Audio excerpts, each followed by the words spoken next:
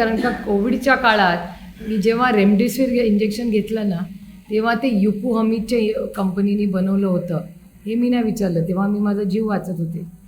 आणि जे इंजेक्शन मला सिरम इन्स्टिट्यूटनी दिलं ना, तेव्हा पुनावाला कोण आहे ते मी विचारलं नाही. मला तेव्हा सगळ्या डॉक्टरांमध्ये आणि नर्स आणि वॉर्डबॉयमध्ये माझ्या पांडुरंगाचं दर्शन झालं की माझा जीव वाचवण्यासाठी हेच रेमडेसिवीर मला पाहिजे आणि हेच सिरम इन्स्टिट्यूटनी पुनावालांनी घेतलेलं इंजेक्शन पाहिजे.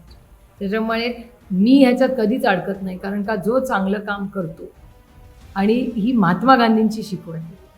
त्याच्यामुळे मी ज्या भारतात राहते जगते ते महात्मा गांधींचा भारत आहे आणि कैलासवासी यशवंतराव चव्हाणांचा महाराष्ट्र. आणि हा देश संविधानाने चालतो, कुणाच्या मनमर्जीने चालत नाही.